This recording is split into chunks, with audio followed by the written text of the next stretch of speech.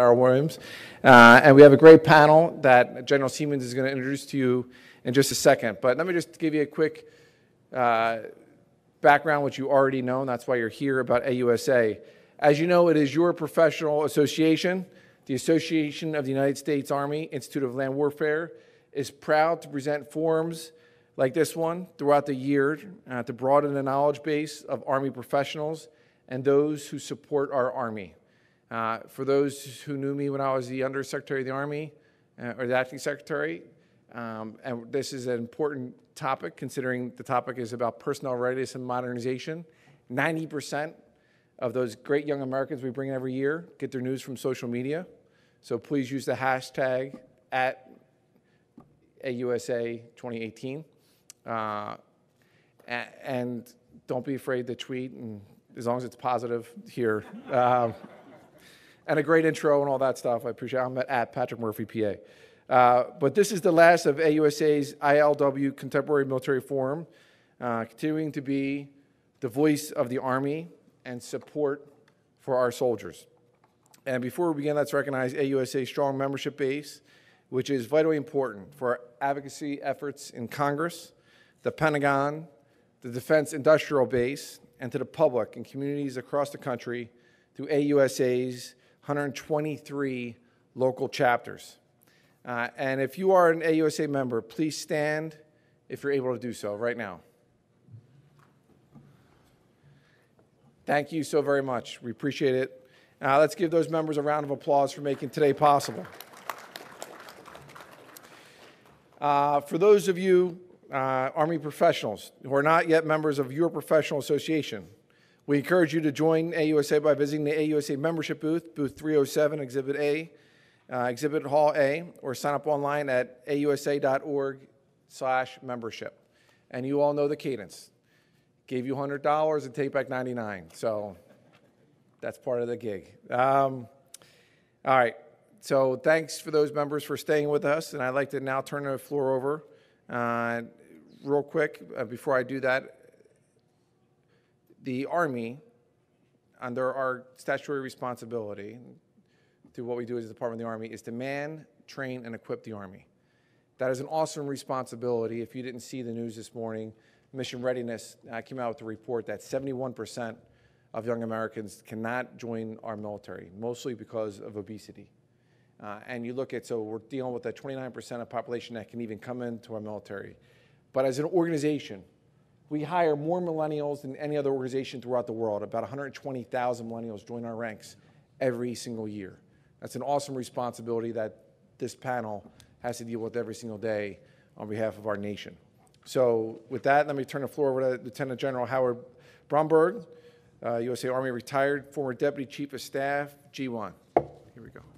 Well, let me hold on a second. I apologize. We're getting with the varsity team. This is, I thought it was the G1, not deputy, the G1, Tom Siemens, who is tasked with that 120,000 millennials every year. Tom, let me turn it over to you. Thank you.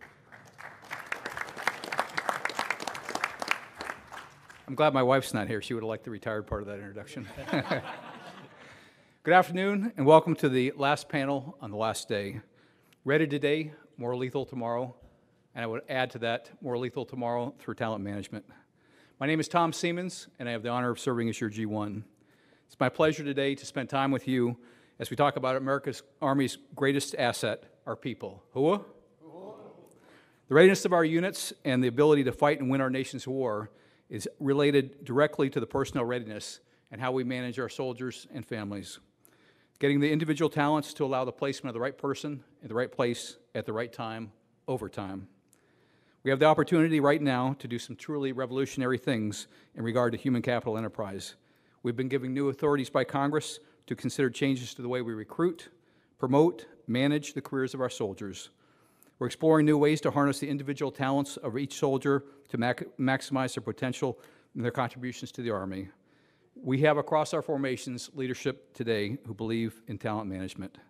So we have a lot to talk about today, and I'm pleased to introduce the very esteemed panel for our discussion. Starting from second to the right, Mr. Marshall Williams, the Assistant Secretary of the Army for Manpower and Reserve Affairs. Mr. Williams retired from the Army as a Senior Enlisted Advisor to the 19th and 20th Secretaries of Defense where he was instrumental in resolving strategic personnel issues impacting 1.2 million service members across the formations. He was confirmed in March of 18 as the Principal Deputy for the Assistant Secretary of the Army, Manpower and Reserve Affairs. Who? Lieutenant General Darrell Williams, no relation, Superintendent of Superintendent of the United States Military Academy. General Williams took over as the 60th Superintendent in June of 2018 and was commanded from the battalion to the 3-star level. Throughout his career, he's been using experience to shape the next generation of leaders at West Point. Major General John Evans, Commanding General of the United States Army Cadet Command at Fort Knox. John Evans became the CG of Cadet Command in May of 2018. An aviator by trade, he's been managing the talented aviators as part of the AUSA and is now using his experience to build the next generation of leaders in ROTC. Sitting next to him is Major General Jason Evans, no relation. That's a joke. Talent management. Talent management. Joke is sitting all fours. Yeah, the jokes don't get any better. Jason's the Commanding General of the United States Army Human Resources Command. Jason's been developing and executing the Army's personnel policies his entire career, and intensely for the last year as part of the MNRA, the TAG, the DMPM, and now HRC. His insights and experience are key as we develop the policies that will shape our future leaders. Brigadier General Promotable J.P. McGee, who's the Director of the Talent Management Task Force. J.P. took over the Talent Management Task Force in July of 2018. He's also served as the DCG of Operations for our cyber, where he was responsible for developing the Army's cyber talent. He's now spearheading the Army's efforts to revolutionize how we manage talent. Who? Sitting to his left is Brigadier General Michelle Lecter, Commanding General of the Joint Munitions Command. General Lecter became the CG of Joint Munitions Command in June of 2018. She served numerous key logistics positions from battalion, brigade, and general officer commands, as well as the logistics assignment officer at HRC, managing the future leaders of the logistics community. Who? Next is Colonel, maybe soon to be General, someday to be General, Colonel Greg Johnson, Division Chief of the Functional Management Directorate, Integrated Pay and Personnel System, Army. Colonel Johnson has been spearheading the Army's IPSA transition for over 2 years. His efforts will transform how we manage personnel well into the future. And our moderator today is one of my heroes, Lieutenant General retired Howard Bromberg, who retired a distinguished career. Last 2 assignments were as the DCG of FORCECOM and the 46th G1 of our Army. Ready today, more lethal tomorrow through talent management. I look forward to the discussion. Cool, sir.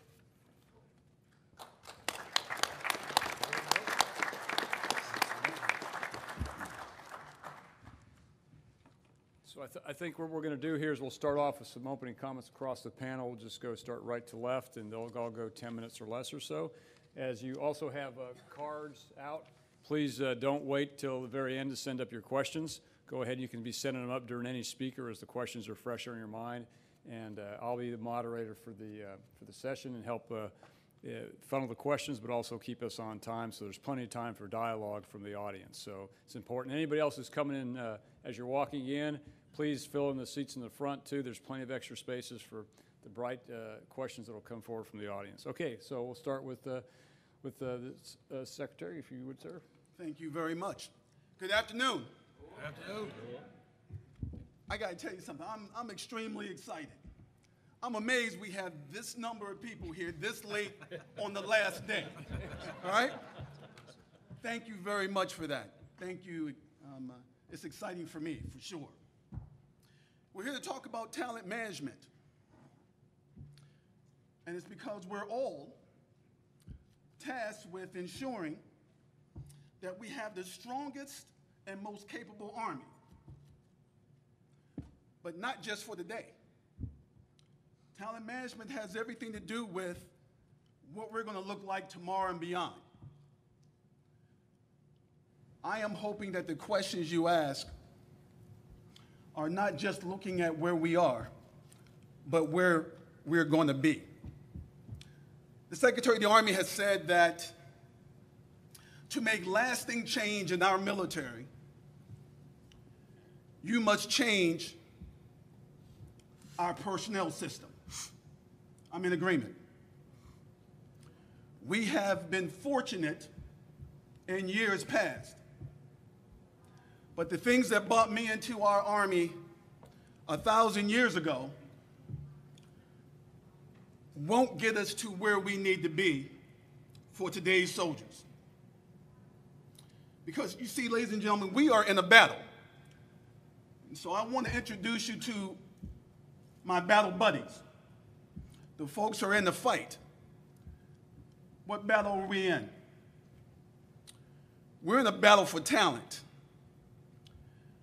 Every corporation, Gerald McGee can tell you this right here because we just came from an event together. Every corporation is after the same folks that we're after, that very small pool of individuals.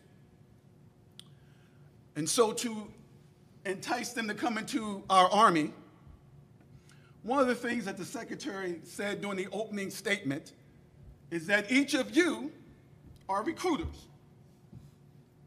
So first, by December, I expect to see one individual brought into our Army by all of you.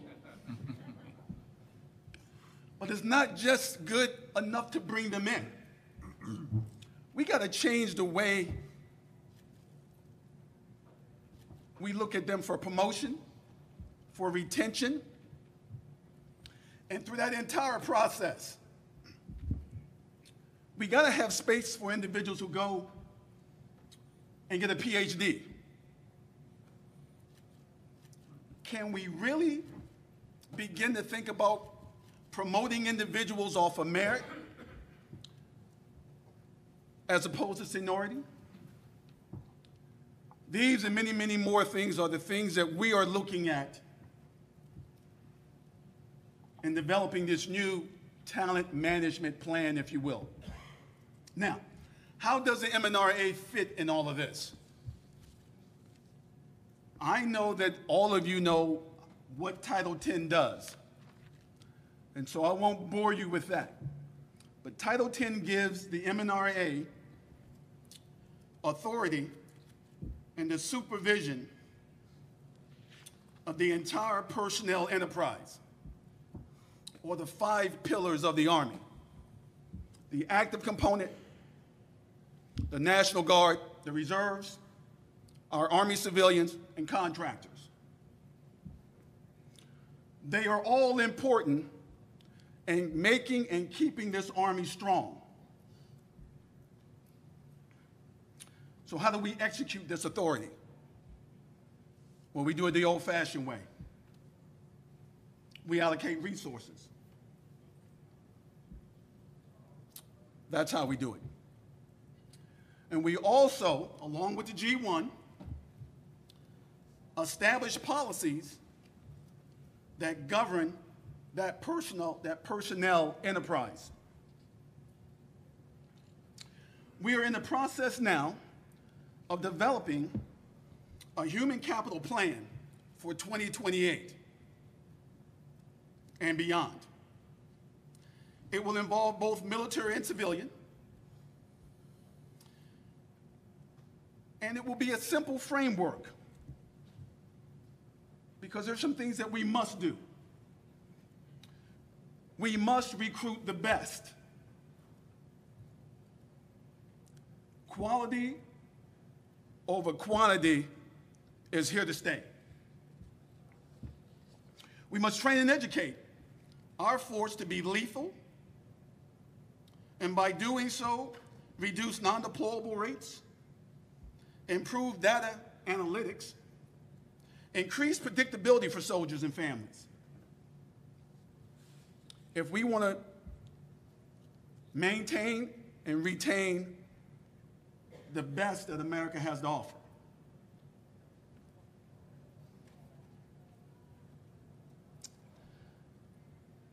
I got a few other things I'm just going to say, and I'm going to turn the rest of my time over. But I want to emphasize this. If we want to remain a world-class Army, we must have world-class talent. The big thing is something that, if you don't remember anything else, understand that this is not talent. This is not General McGee's problem or anyone else on this panel. What we're talking about right now, today, is an Army problem. It's that big. If we're going to maintain the success we've had, we have to get this right. There's no doubt about that. There is absolutely no failure here. We have a very unique Army, and we will continue to be the envy of the world if we can continue to attract, develop, and retain the best men and women in America. I know we can, and I know we will. Thank you.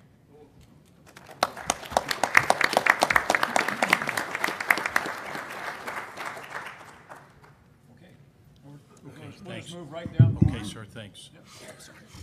Good afternoon, everybody. My name is Darrell Williams, and I'm the superintendent United States Military Academy. Back in the back, I got a good infantryman, battle buddy, Command Sergeant Major. Stand up for a second. Jack Love is my Command Sergeant Major, paratrooper. We at West Point consider that the United States Military Academy is the world's preeminent leader development institution, and we try to really hard working at that. We call it the 47-month experience.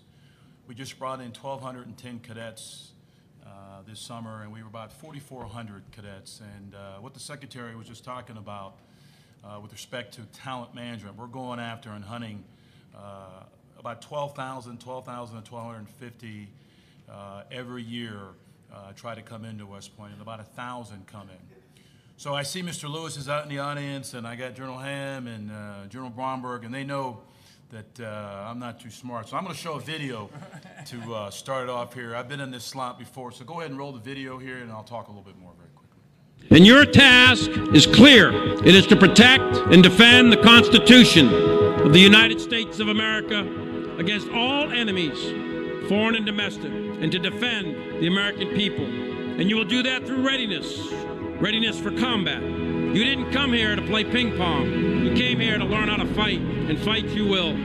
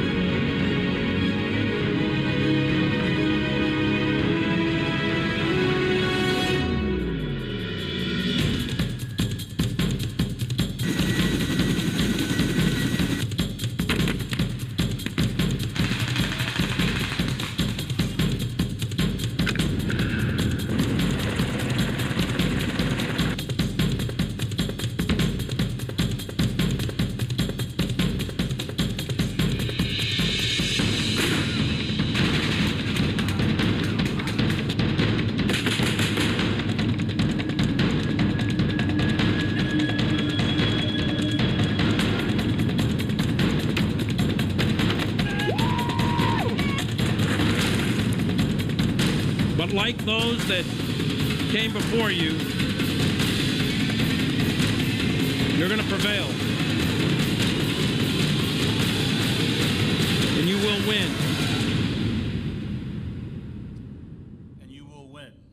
So educate, train, and inspire. You've got to attract the right kind of athletes, student athletes to come into West Point, and then win. We're all about winning at the United States Military Academy. Everything we do, whether it be on the athletic field, whether it be coming out of a helicopter, or whether it be in the classroom. That's the culture we try to manifest every single day at West Point. The slide here, very quickly, talks about, in a very simple way, our individual leader development and our leader development model. The first 2 years at West Point, the cadets practice following. And then the last 2 years, they move to leading. So they learn how to lead by watching others lead them, and then they move into those roles as they go up into their junior and senior Cal first year. And then it's all in a culture of character growth. And you can see down the bottom the outcomes: living honorably, leading honorably, and demonstrating excellence in everything we do.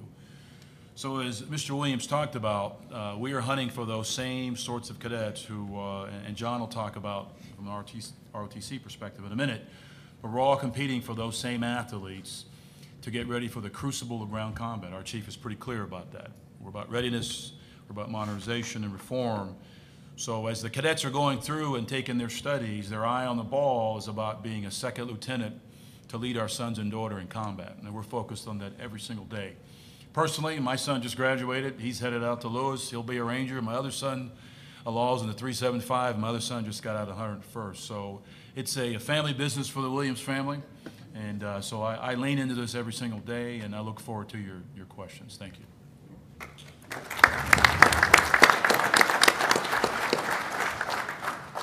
Thanks, sir.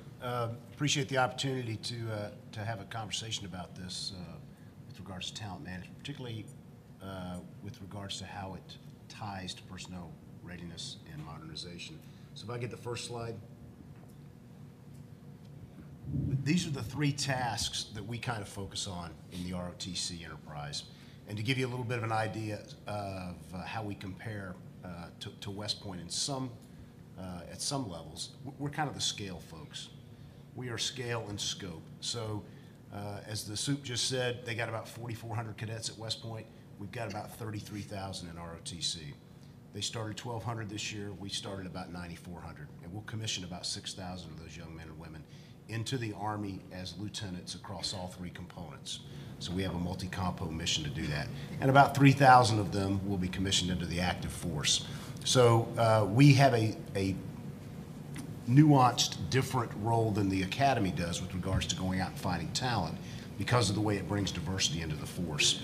So we are out there producing second lieutenants of quality, of character, of competence. We are developing professional cadre that we send back out to the field.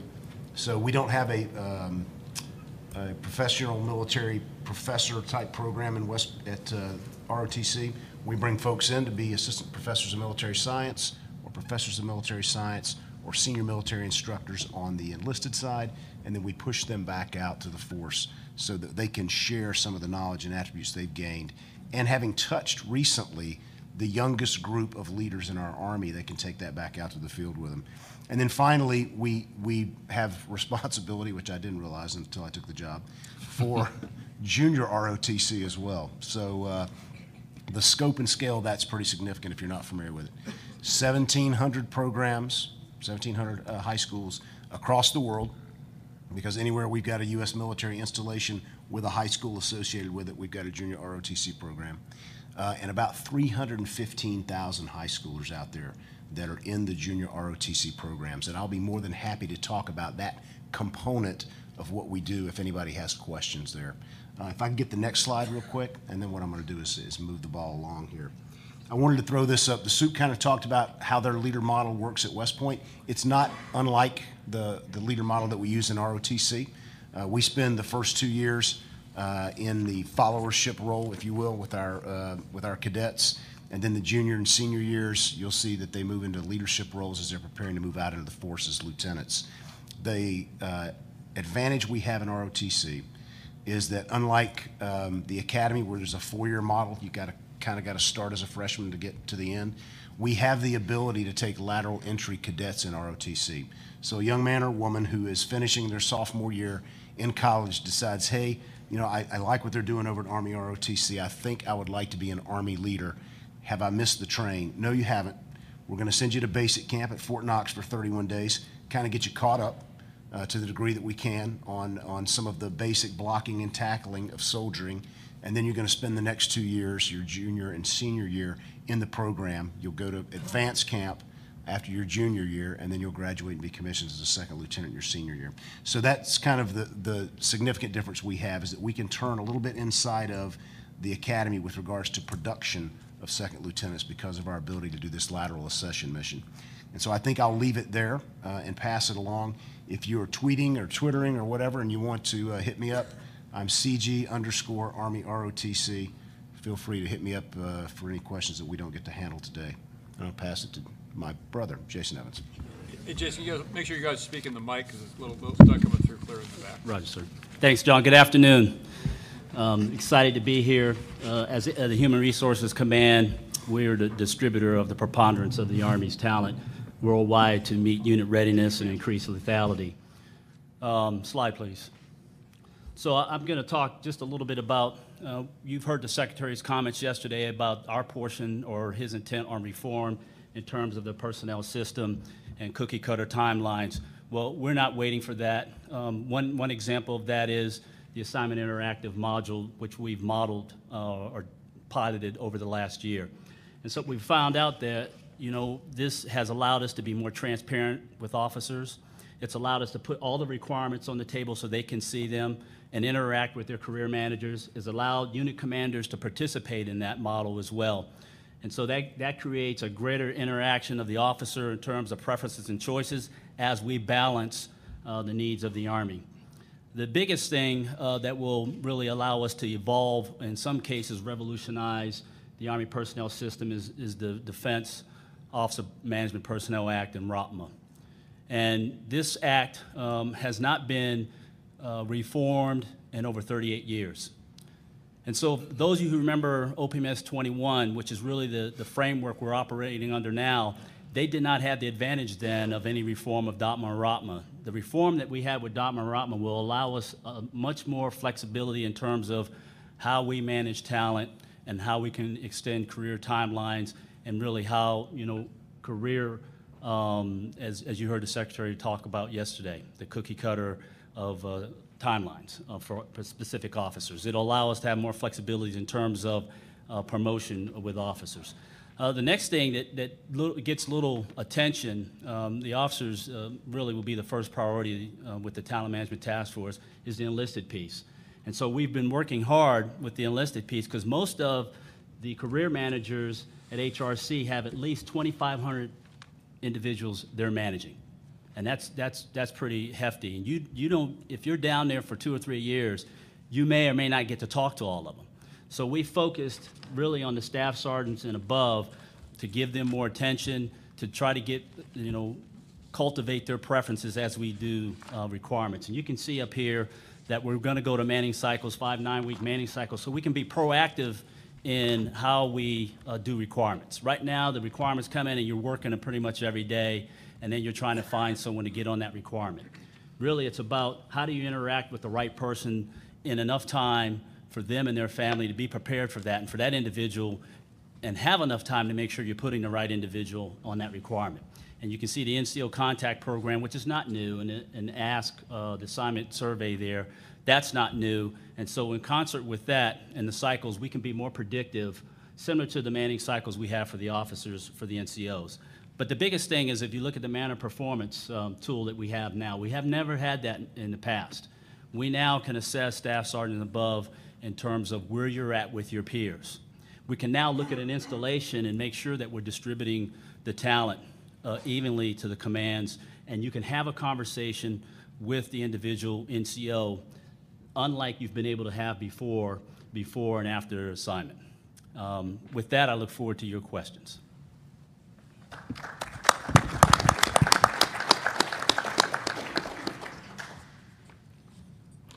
Good afternoon. My name is Michelle Letcher. I'm the Commanding General for Joint Munitions Command. I'm also honored to be part of this panel today. 1, because I'm a professional, but 2, because it's very personal to me when it comes to talent management. I don't have a slide, so I'll start with a slight vignette. A couple of years ago, I was at fellowship for Senior Service College, and we had a senior leader come talk to the group. And we could ask questions like you could in this forum. And I asked the question, why can't I grow up to be Chief of Staff of the Army? Not because of my gender, but because of my branch. And that senior leader looked at me and he said, it's because you don't understand lethality. And so I wasn't deterred, right? And I walked away and I thought, well, I'll have to figure out a way to be the chief's boss someday. But when we talk about being ready today and more lethal tomorrow, we should be growing talent that each one of us could grow up to be the Chief of Staff of the Army or the Sergeant Major of the Army. And so I think it's really important as mentors and leaders that not only do we find that talent and harness that talent, but we don't constrain it by putting limitations on it. I command Joint Munitions Command, which is very different than most of the commands that the people at the table have. I have about 15,000 people inside the organization, and only 27 of them wear a uniform. So talent management's a little bit different. Now, each and every one of these employees are as important to the mission and the execution and delivering readiness as any green-suited organization. And I say that because when we discuss talent management, our aperture has to be much wider than 51 MOSs. It must include the 31 career programs and a contracted force that supports our ability to deliver readiness, or in my case, delivering lethality that wins. Now, talent management, it's about optimizing the potential of the individual in concert with organizational requirements. So how do we as an Army build the next Eisenhower? Right? If we pulled his officer record brief, no individual in this room would sign up to do those assignments. No mentor would suggest anyone do it, and HRC probably wouldn't assign it. And yet it worked for him. So how do we as leaders drive this sort of optimization so it develops an individual for not just the needs of the organization they're in today or for their next assignment, but for the Army in a broader sense? Now, my organization, my engaged workforce needs to be aligned to my mission needs. And so my human capital plan focuses on improving a culture of communication, improving feedback and accountability, and emphasizing meaningful training and developmental opportunities and initiatives. We have employees in 27 of those 31 career fields, making it a challenge to manage and develop across the enterprise. We have to navigate the various skill sets and identify gaps and mitigations and strategies, and in turn, feedback through evaluations. Not all career programs are made equal. They have different budgets, inconsistencies, different personnel resources, the maturity of the program. Some of the programs came out in 2001, and then just different competencies and stratifications. So internally, we had to build a human capital plan that really addressed the needs of the civilian workforce that I have inside my organization. So we did three things. We focused on leader and supervisor development, because the way we do in the green suited side, we have very deliberate leadership schools and opportunities in place. So we had to do that internal. So we emphasized completion of a 40-hour supervisory development course, some supervisory training, partnering people with other supervisors who had the experience. We use supervisor surveys and focus group sessions. So we have the MSAF 360 on the green suitor side. We used a leader assessment tool on the civilian side so that they received that same feedback, and then internal supervisory skills sessions. Secondly, we had to improve feedback and accountability. So it wasn't just about the supervisor, it was the person being supervised having the ability to provide feedback. DP MAP was the linchpin to all of it. We aligned performance evaluations from the top down so that the civilian workforce understood what the requirements were. And then for anyone who does civilian evaluations, you know, in the past we saw a lot of all fives, and so it was realigning inside the organization the difference between a 5 and a 3, and then it was okay to get a 3 inside the organization, and how you could, you know, attain a 5. And I mean, we saw that on the green suitor side when we changed the OER system, but it's same on the civilian leadership side. And then finally, we developed a career development model inside the organization that everyone understood. And so feedback was that about 78% of the organization felt that they had very good communication between the supervisor and the supervised. And what we do is over time, we monitor that to try to increase those metrics so that communication becomes the tool. Subject to your questions.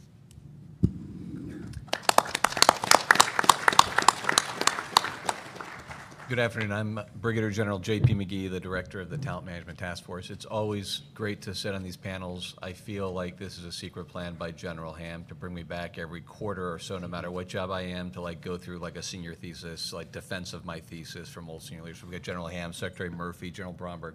All these old bosses get to expose me and ask all sorts of hard questions, so I always love coming up here and having these conversations with all of you. The Army's mission is to win wars by dominating land combat, and uniquely to the Army, our most important asset is the people. We're not a platform-based service. We are based, our core, most important asset we have are the people that we bring into this, which is why talent management is so critically important to us as we look forward to future combat and dominating land combat. So talent management is an interesting field to be in because talent management runs the danger of being all things to all people. Because if you look at the academic definition of talent management, it says it's everything that's associated with acquiring, developing, employing, and retaining. And so part of our mission within the Talent Management Task Force is actually determining which, we'll play a role in all of those, but which one specifically, because there is a potential of too much mission creep if we go down too far down any one of those avenues. But I think at its core, what talent management describes as a philosophy and a way of looking at how we deal with our leaders first, because our task has been to look at the officer corps first, is how do we put the right officer in the right place so that that officer can maximally contribute to the success of the Army's mission. And that starts to imagine a different process and an improvement upon the process that we've been doing so far, one that takes strong considerations of the officer's knowledge, skills, behaviors, and preferences to make sure that that officer is put in that position and can contribute to the Army's mission.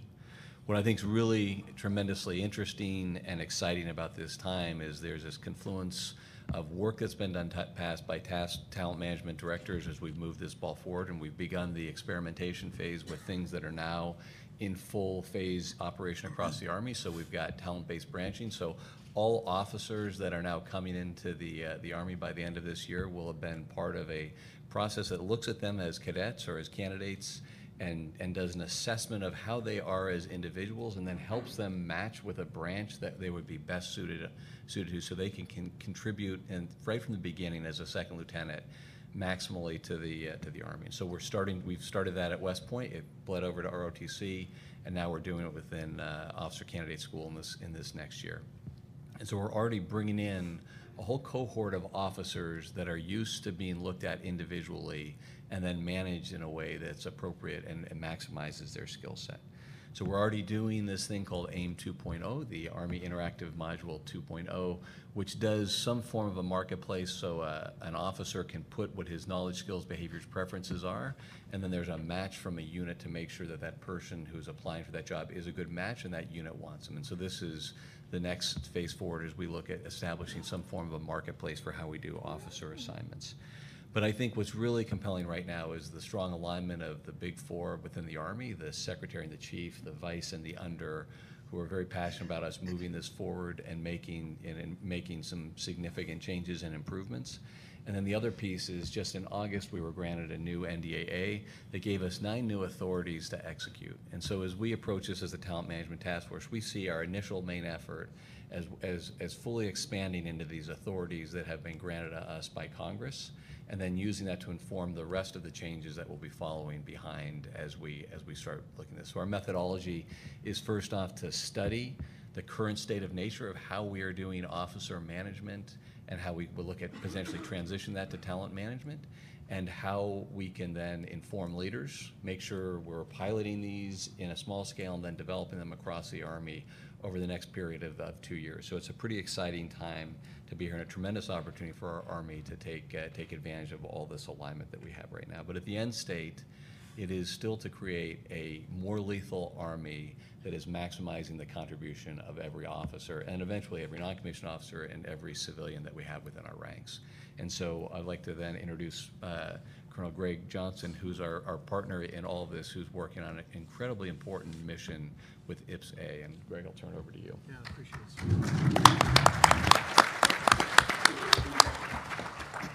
I have just a few slides. I appreciate the opportunity to come here and talk today. I'm looking down the panel here and thinking I need to keep up with all these initiatives that are going on throughout the Army and get them into IPS-A. So a lofty task, and we're working hard to make that a reality and get it done.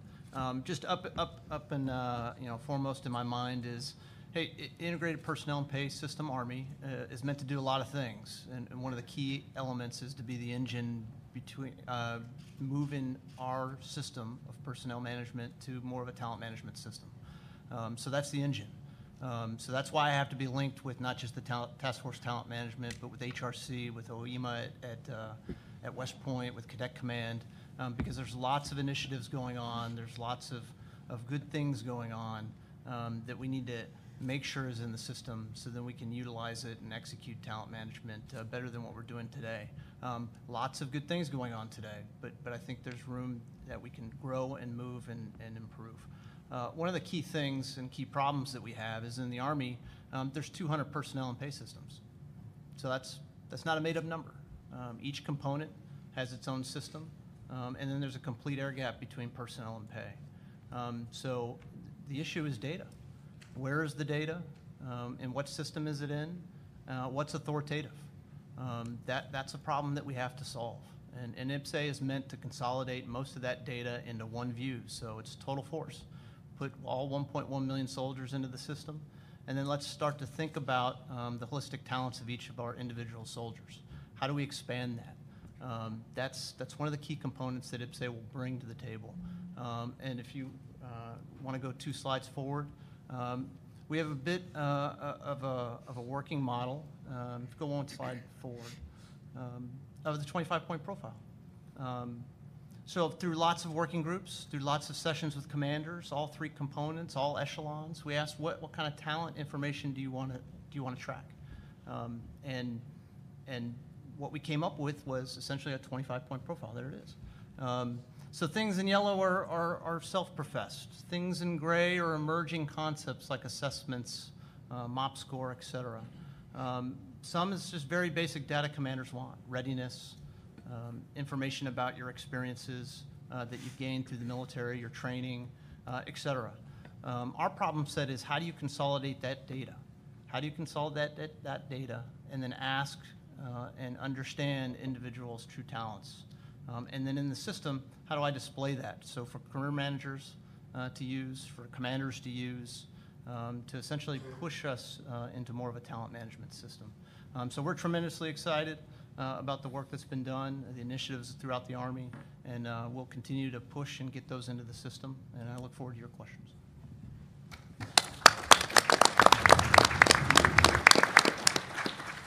Those are great lead-ins for what will be a great discussion here as we go into the panel. And please keep your questions coming up. And also there's microphones. If somebody prefers to engage the panel directly, please feel free to step up to the microphone and have a dialogue at the same time. We have plenty of time for that. So I just want to start off with just the first general question for the group, and I think it's one that we started with those great comments, and because I know there's a lot of questions about it. But when you look at and this one came from the audience, and I'm going to modify your question slightly because some of the questions are run together, so I want to be able to kind of get the best thing to have the dialogue.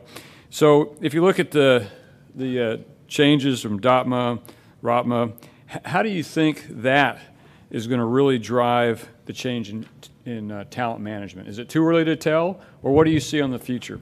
So I'll start off with Secretary Williams on that one, I think, and then we'll ask to go on down into maybe General Evans and General McGee. You know, over the years, there's been a number of changes to DOTMA, ROTMA, some of which we didn't take advantage of. I think it's too early to tell right now, but I think we're in a good space. And I will relinquish my time to the folks who actually deal with this right here on a daily basis. Sir, if you want, yeah, go ahead, jump on in. Thank you. I think General Evans is pushing over to me, which is great. So, you know, the Talent Management Task Force has been given the mission of adopting these authorities and then using them maximally.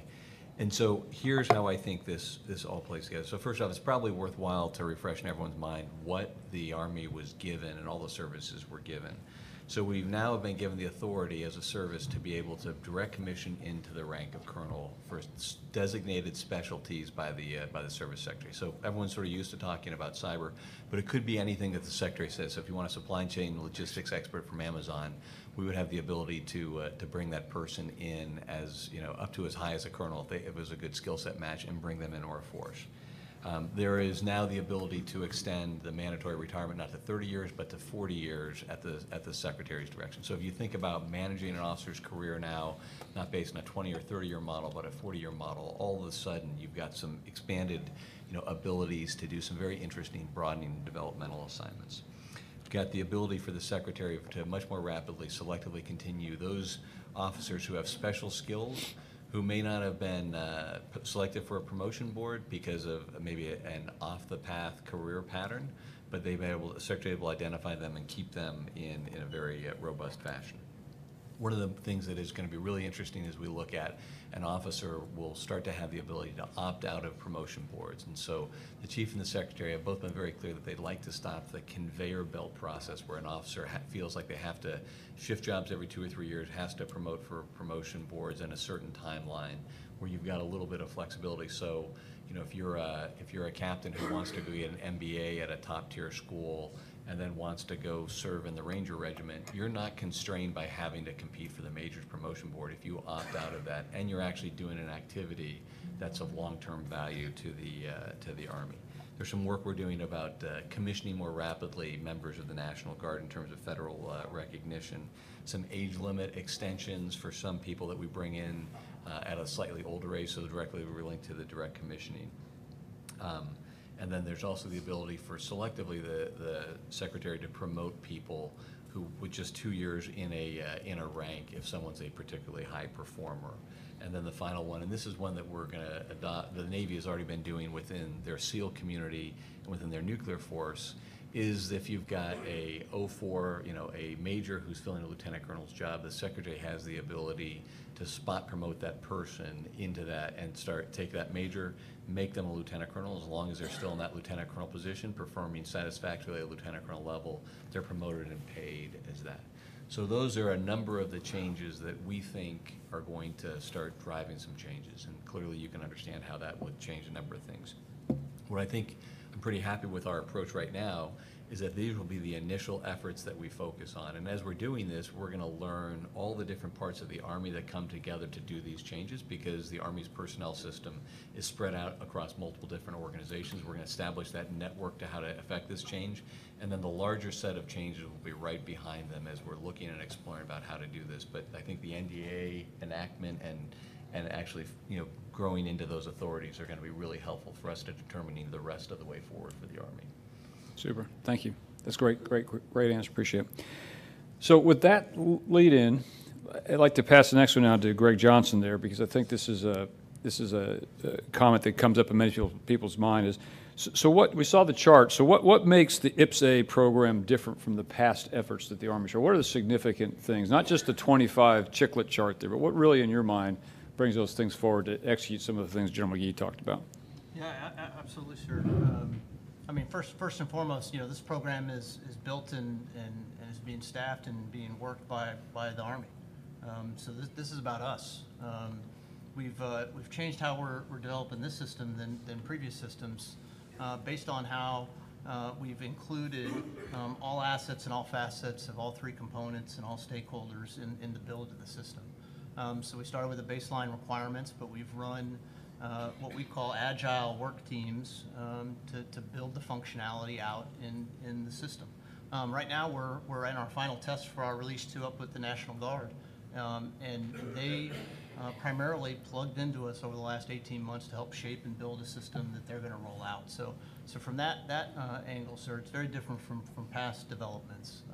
What that also allows us to do as we move forward is we'll be able to change the software and the system to meet the needs of the Army. This is a massive difference. You can't do that today, and that's primarily why you have 200 personnel pay systems in the Army. It's not easy to change a 1986 COBOL-based thing called SIDPERS, which there's 54 versions in the National Guard. Each state and territory has one. They're all different. The data is bad. So the ability to shape and change the system, change it to the Army's needs, that's the key component, sir, that makes this very different than past efforts. Sir, can I hop in? Please add it. Any of you can jump in at any time. So I mean, there's a couple of things. To the IPSA team, the technical, and I have a little bit of knowledge on this, but I would not call myself an expert. Greg and his crew are.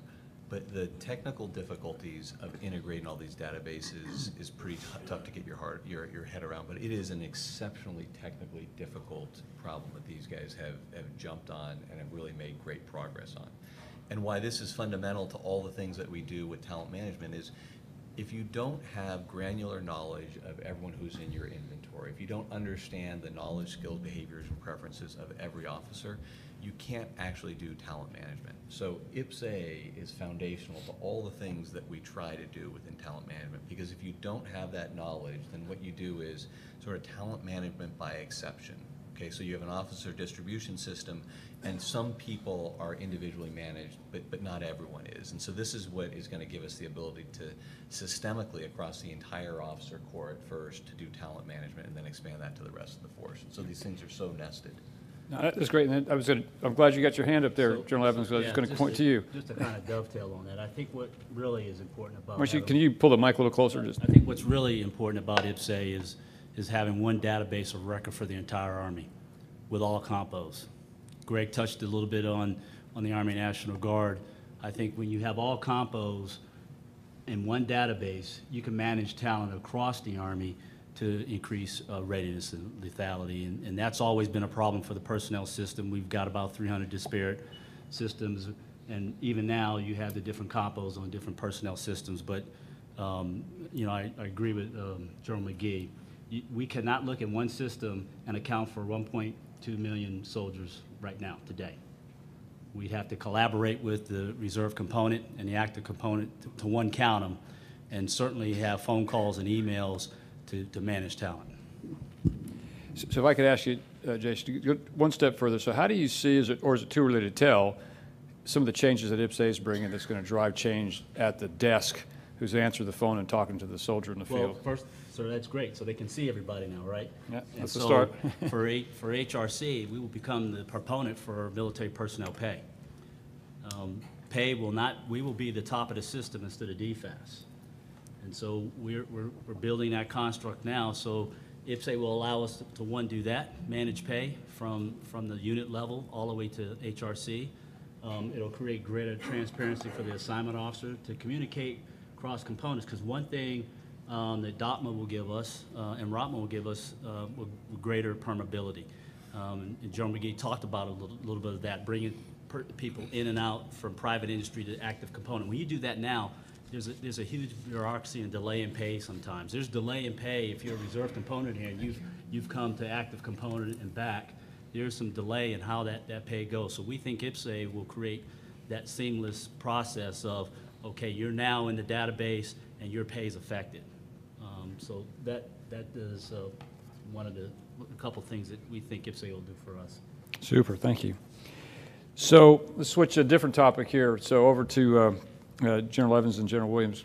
John, and I'm going to combine these two questions together. So how's the Army doing in increasing diversity within the officer corps?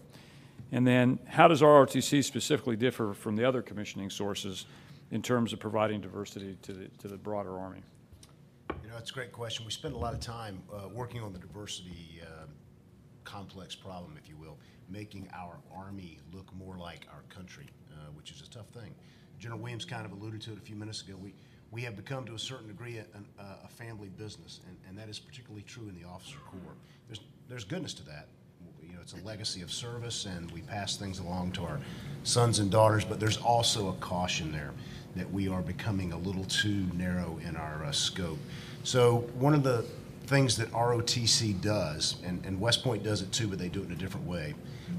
They go out across the country, and I'll let the soup talk about how they do that and bring diversity in, but we've got programs, 274 different ROTC programs across 953 colleges and universities in the country.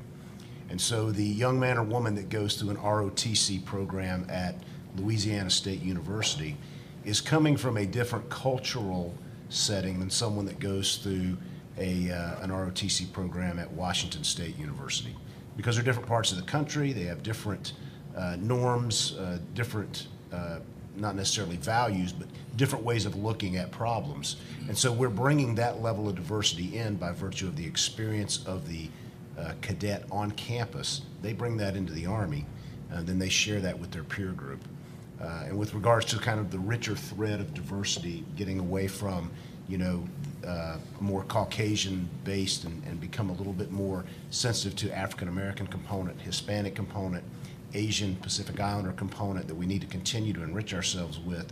We are looking for ways to leverage communities that are out there in the social space, because we've not been in the social space the way we need to, and we're starting to get more active in that space, to bring more people to us so that we can convince not just the potential cadets, but also those chief influencers of the cadets, the mothers, fathers, grandparents, aunts, uncles, the people that are helping them make the decisions to serve.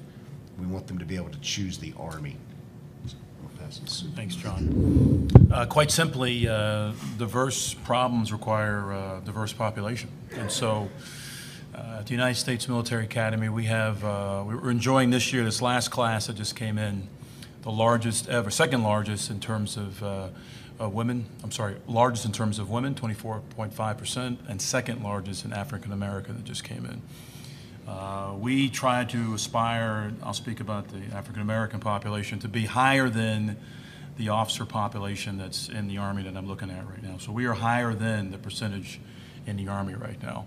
I have a great admissions team. We go at this very, very methodically like John does. We spend a lot of time. John and I talk a lot because it's very important, and I know General Bromberg knows this as well, and Mr. Williams, that there's no gap here.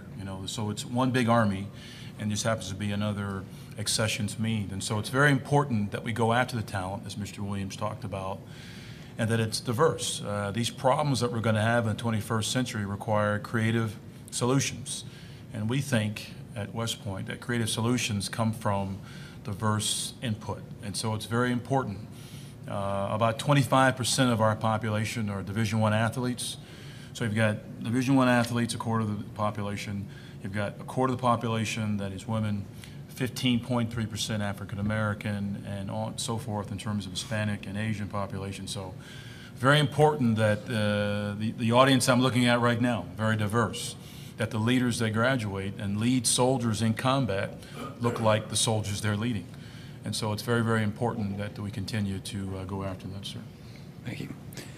Okay, so the next one is a great question, because I think if people go back and look at experiences, and this one has to do with the AFPAC program.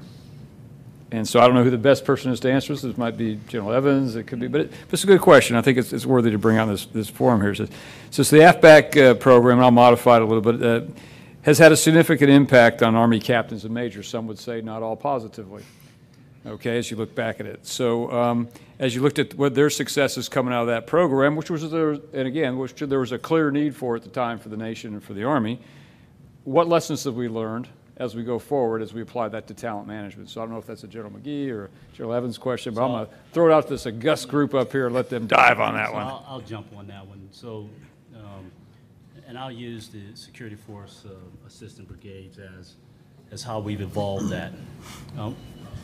We've given special instructions to boards and the memorandums of instructions for AFPAC hands to try to get at the very thing you're talking about, sir, to make sure that we don't have officers in programs that don't necessarily lead to their success.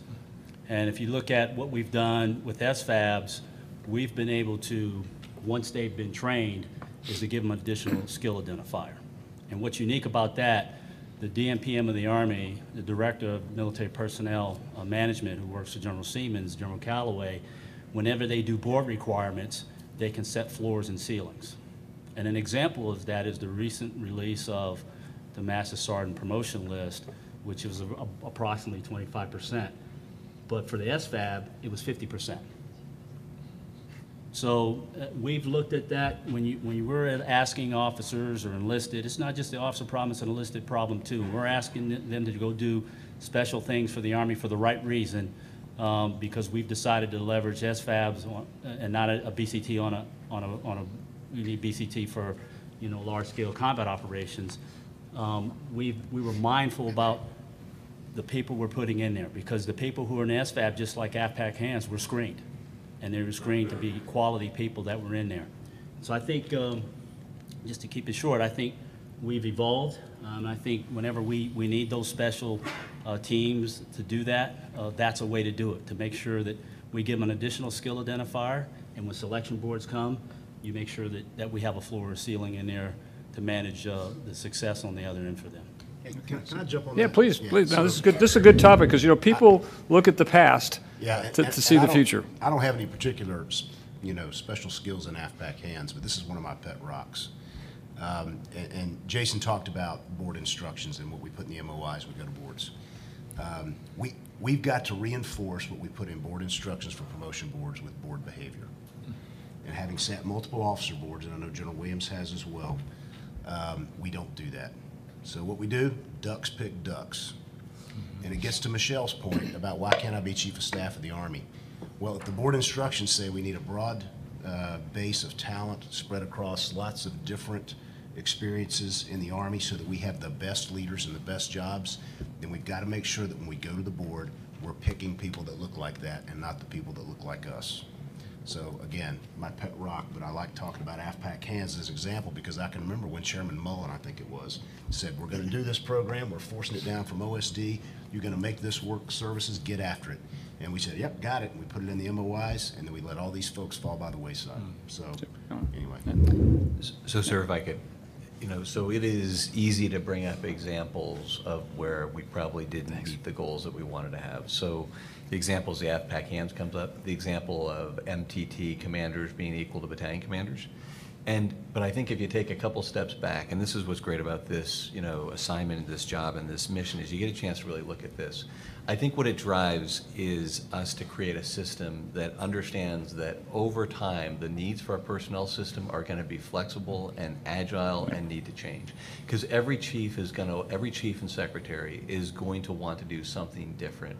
And the system that we're imagining going forward needs to be supple enough to be able to handle those inputs and take those changes.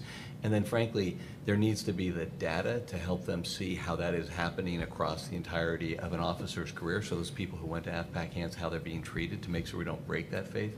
And then there needs to be the forum so that Army senior leaders at the highest level are getting progress reports of how these things are happening so these things don't slip off the table. And then down the road, you've found a bunch of very high-quality officers whose careers you've just ground off, not because of any malign intent, but just because the forums don't exist to inform strategic leaders of how we're actually executing along those. And that's informing our way forward as we're looking at something that we want to develop. Super. Thank you. Great discussion. Did you have a question, or you go? Come on up to the microphone. I can just. There you go. Gentlemen, ma'am, thank you. I'm Carl Wheeler. I was an infantryman. Now I'm a virtual reality startup founder, and I'm an advisor to a cold prevention research lab in New Jersey. I have two questions. One is this question that I like to ask in conversation, and it's Peter Thiel's contrarian question from his book 0 to 1. And this is to no particular general, but what's something that you believe to be true that few people in your organization believe is true?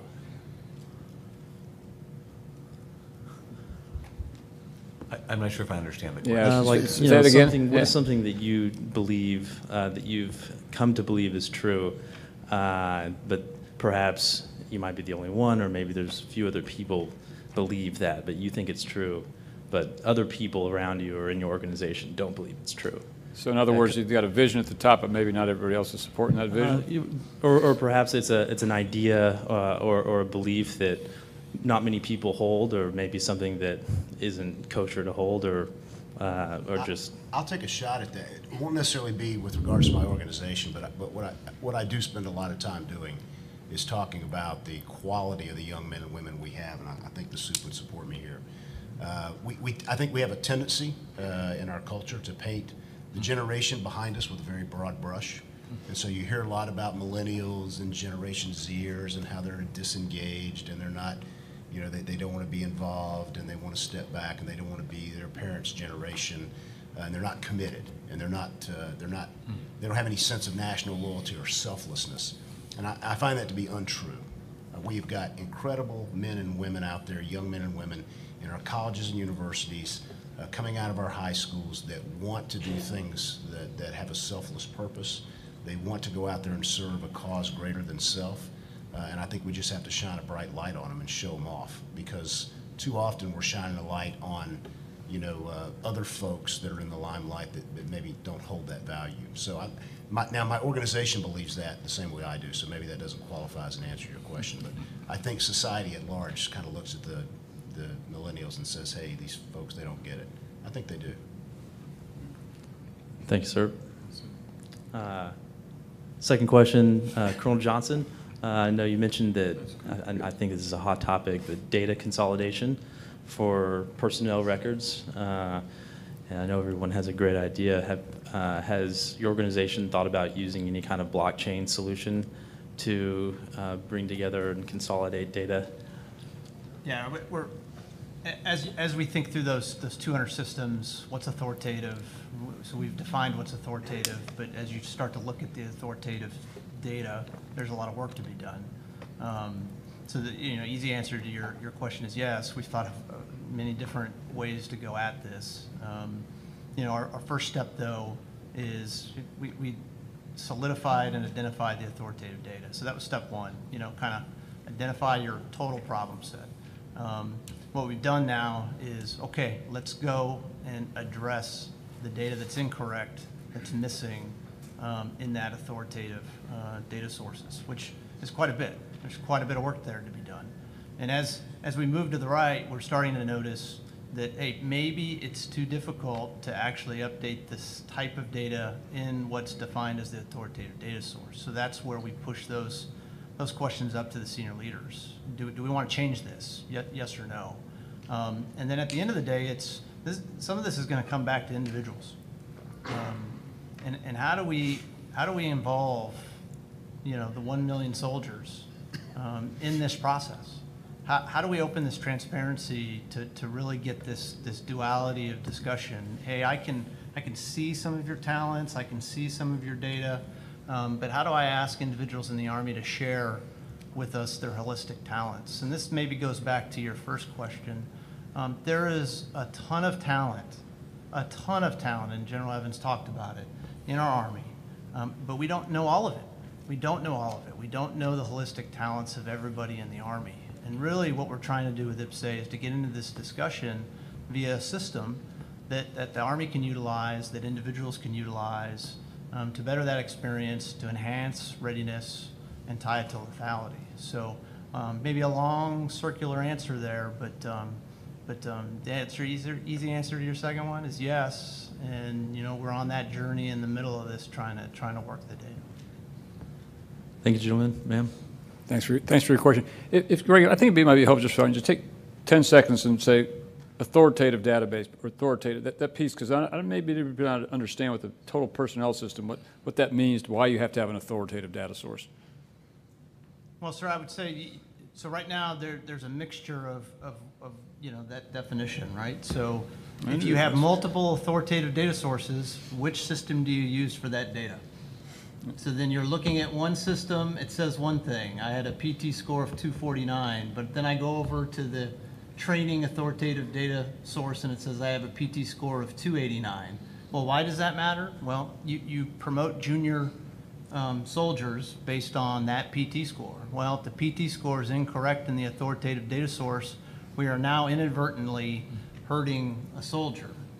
And the problem, sir, is that some of our systems are very difficult to use. Right. So then we tend to go to the easiest source in some cases, inadvertently hurting some soldiers and officers in their careers. Super, thanks. Sir, I got one question. I'll get to you after. So this one is, and I think if General Lechner, if you could help us with this one too, from your experiences. We mentioned talking about extending 40 years of service. And what does that tie anything to an MRD? And the reason I ask you is because you have some civilians in your organization. You see different ages and different experiences. So it's not just about, there's somebody else who's going to answer this. Jason's going to help us with this one here. So, so many professionals still have a lot to offer. So how do we think the 40 years of service across the force would play out? And then what do you see from the civilian side as well? So either Jason or one of you can.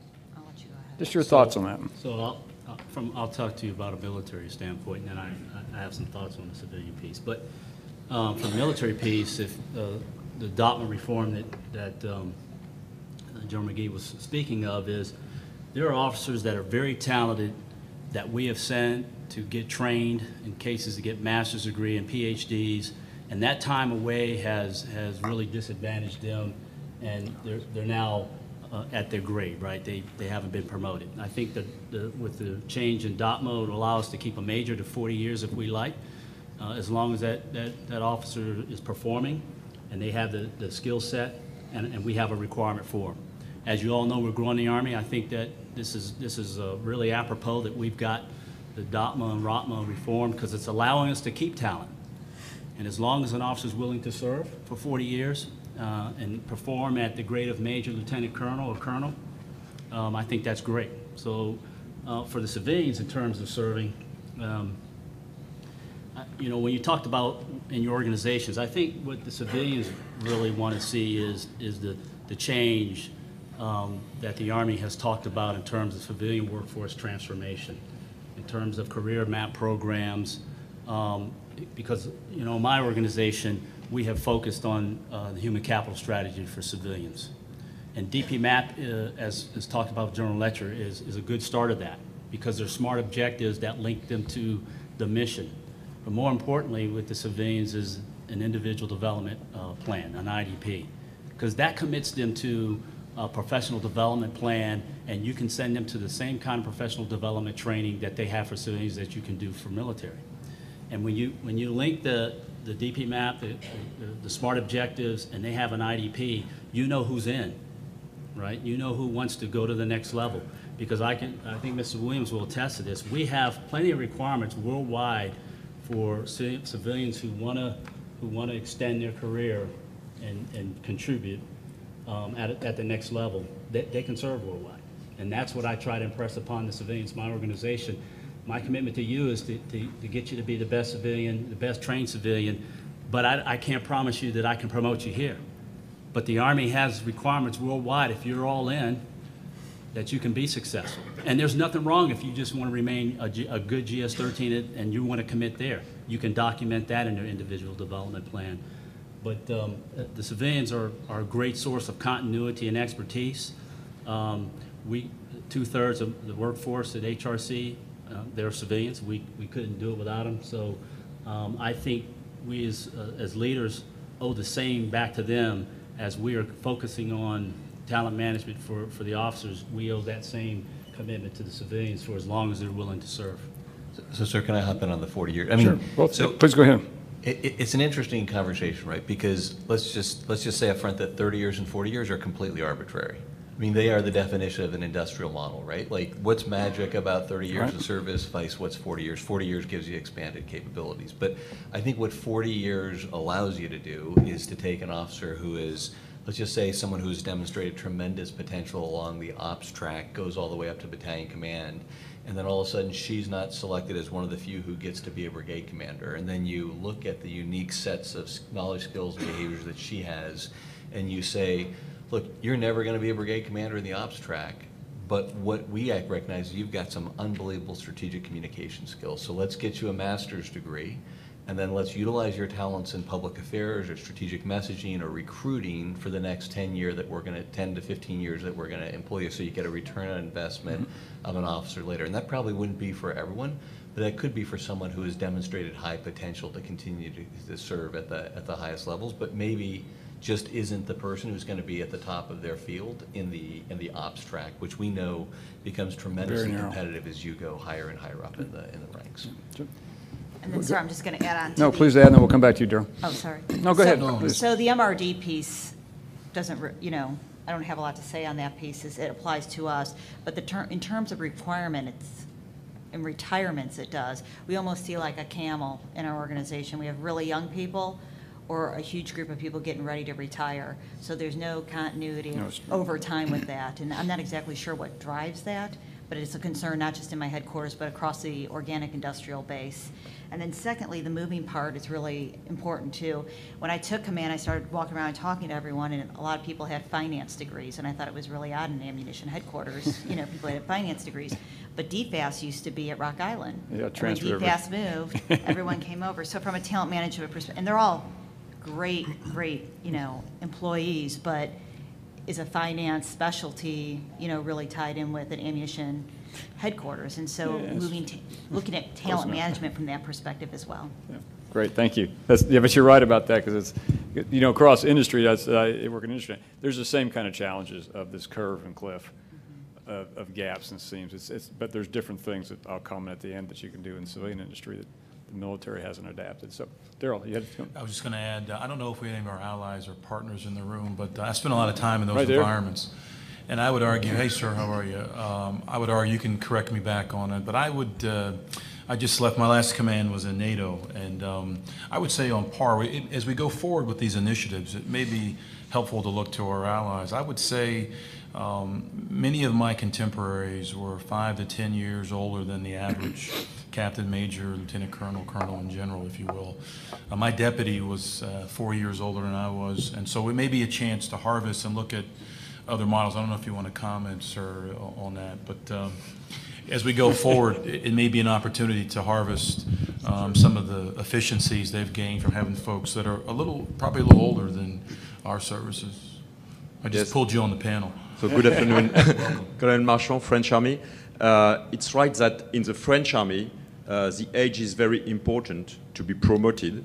And for example, you cannot be promoted as a brigadier general before being 50 years old.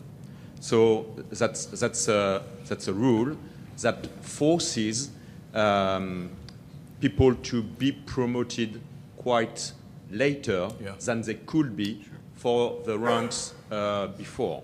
And for example, because of that rule, now lieutenant colonel cannot be promoted, a colonel cannot be promoted before being 42 years old, and lieutenant colonel 37, and a major 32. So we have some exceptions, but it's right that it is something that is not so good to promote people as quickly as we would like to. The point is that we are suffering of a kind of, we do not have enough money to promote as many colonels as we would like, because everything is controlled by our financial ministry, who is able to say how many people in each rank we can have per year. So, of course, it has a consequence on the promotion every year, and because of that, of the number of people that we have for each rank. Merci beaucoup. Yes. Thank you very much. Hey, some applause for our guest panelists. How about that, huh? That was great discussion, or could be related to the farmers commercial that you see on TV. You know a lot because you've seen a lot. You've been around a long time, but so maybe there's some correlation. Sir, you had a question. Thank you for being so patient. Thank you. Rod Pennywell, Huntsville, Alabama, former service member. But, and I really appreciate this panel because obviously this subject deserves a lot of discussion. What I'm really wanting to hear from is General McGee and maybe General Evans, if you touched on it, specifically as it relates to some of our very, very hard problems to solve, such as cyber. We hear nothing but, America's behind in cyber, we're losing behind in cyber to various countries and things like that. And of course, one of the things that we have in terms of our military growth structure, in terms of personnel, is that we do a lot of cross-training. And oftentimes that cross-training is good for all kinds of reasons, but in terms of the negatives, cross-trainings don't necessarily make you become a PhD unless you want to be a PhD journal officer. So when it comes to cyber, specifically cyber, the IT, the software, the hardware, all of these other different things, and the globalization issues, how is it that this structure here that we're talking about today is going to help us, A, grow people then that's going to help us, if you will, get ahead of the problem that we seem to be behind in, and secondly, the approach, how does that, if you will, change the way we grow and evolve, basically officers especially? So let me. I think it's coming to you because you got the cyber team. So it comes up all the time, and I think General Fogarty just sat on a panel here and got asked about 16 questions on talent management, and so it really is pivotal. And I think at the core of it is how does the United States Army maximizes the national strength that we have in both IT, tech, and cyber, and use that to our greatest levels of operational effectiveness. And I think all of the flexibilities that we're talking about right now in terms of this, what we're imagining the system are going to be, are going to be those things that will allow us to really be maximally effective within cyber. So specifically, already within the cyber branch, they're branching out a subset of the cyber officers that they have to make them specialists to be capabilities and tool developers. And so if you think about how cyber operations are conducted, these would be the experts who spend an entire career working a very technical piece of support to cyber operations. And effectively, these are the individuals who create the tools and the ammunition by which you do a cyber operation. So as you enter into an enemy's network, you find certain devices. They craft the tools and the exploits that can allow you to go after whatever piece of equipment that you find there. What we're finding is that that's a narrow specialty set, almost like having a neurosurgeon, so that we're developing a career path so you can come in as a lieutenant, maybe, and we're trying to figure out exactly when is the right time to declare for that, but you can stay in that for 30 years right now as an officer, and you can only work that skill set, so you can be the best in the world in terms of that capabilities and tool development, so you can contribute to that. The other thing that's unique in cyber is that we've got to be able to expand the way we look at how we build readiness, because I could make a very strong case that you could take a high quality captain, move them to the civilian sector, let them work in a tech firm for 4 to 6 years, and when they came back, they would actually increase our operational readiness as opposed to decreasing it. Now, you couldn't do that for an infantry officer, right? Like if you threw an infantry officer and you had them go work at Google for 6 years, they probably wouldn't come back and be more effective. But for some of these technical officers, you would really see a rise in that. And that one of the initiative groups that we have, one of the elements that we're looking at is this idea of permeability. And what's permeability? Not just look from the active to guard to reserve, but also the civilians, to be able to allow them to move out into the civilian world seamlessly, and then be able to come back, which is really the key component, much more rapidly. Because I think there's a whole bunch of untapped resources out there of people who have served, who have gone out but have found it tremendously burdensome to come back into the Army and contribute. And so these are all the things that we're looking at, and then you can, just by not having cyber officers or any officers on this very regimented conveyor belt system of timelines and promotion boards and all that stuff, they get a chance to develop these unique skill sets and then opt in to be able to go in for advancement. So these are all the things, and the only piece is I would say, is as I have gone from doing talent management at Army Cyber to doing now talent management for the Army, is we tend to focus on this being something that is just cyber related. And cyber related is in fact, the one that I think is bright and shiny and has everyone's attention. But I think there is an expansibility of this to all sorts of other skill sets that we do within the Army that could take great advantage of these as well, if you think about some of the functional areas and skill sets. And the final piece, and I'll stop talking, I would argue that the Army was able to adapt around the challenges of cyber because we had an existing IT infrastructure with our Signal Corps.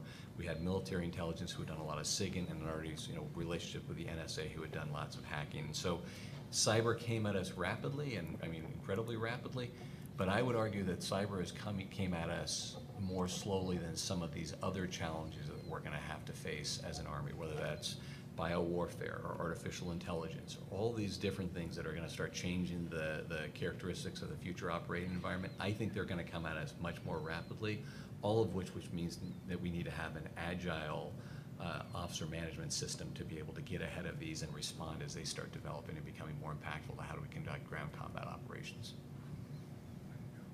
Super answer, thank you.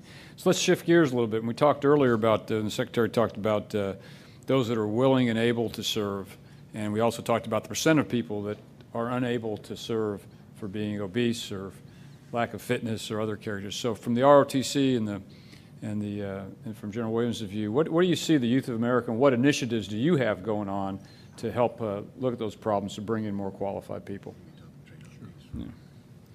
So I'll put on my TRADOC hat for my boss a little bit and talk about some of the things that we're doing right now with regards to the new Army Combat Fitness Test, which I think has gotten quite a bit of role and a lot of attention at the conference this week. Malcolm Frost, who owns the Center for Initial Military Training, kind of is the proponency for how we do our officer training once they leave the commissioning source and move off into the officer force as new lieutenants. And we've looked at this population. We've looked at our population of recruits as well.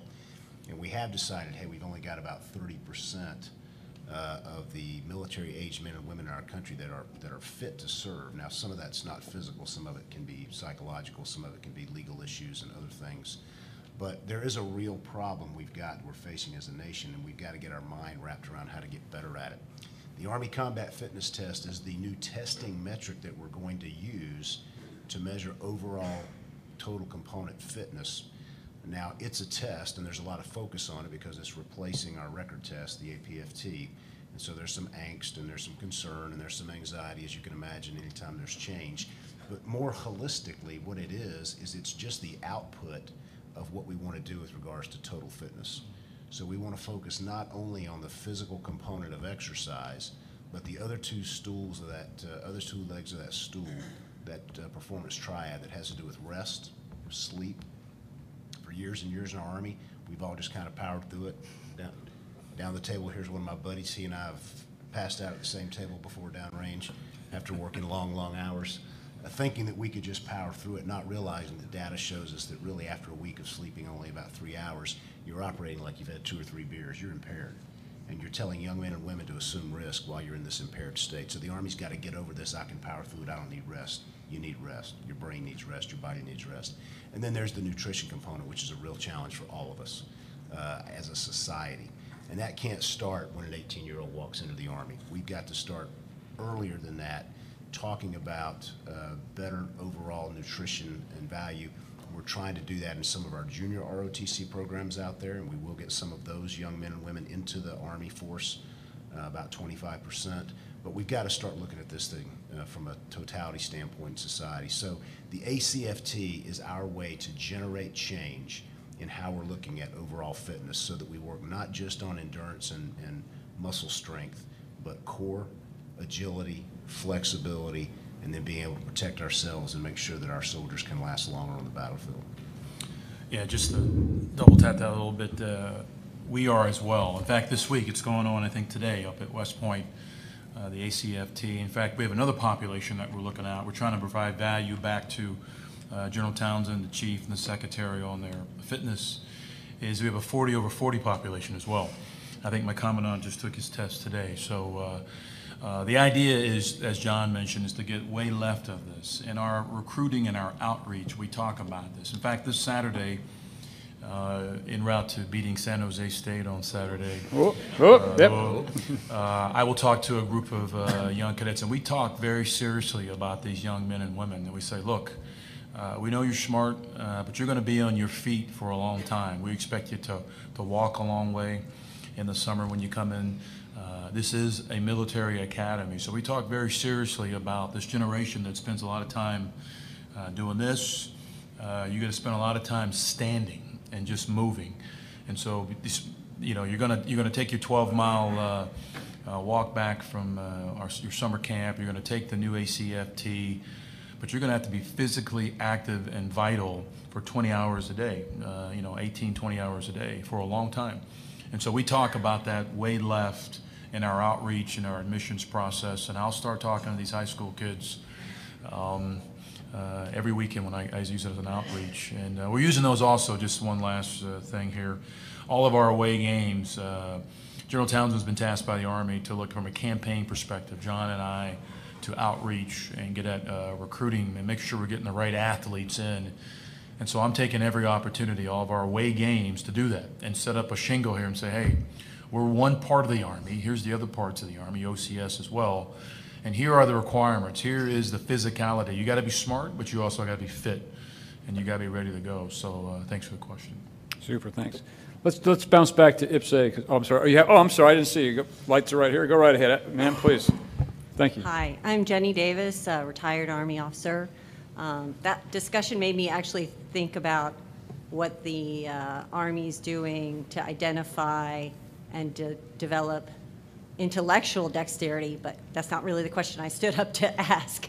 I was more curious, General Letcher, of your perspective of the discussion today which of these initiatives you think actually will lead to development of the next generation of Eisenhower, what leads you to be able to be recognized as to the Army as a potential next Chief of Staff, and similarly your NCO counterparts' potential to be the next Sergeant Major of the Army. So of these initiatives that everyone is talking about, which actually leads to that potential for a large portion of our military?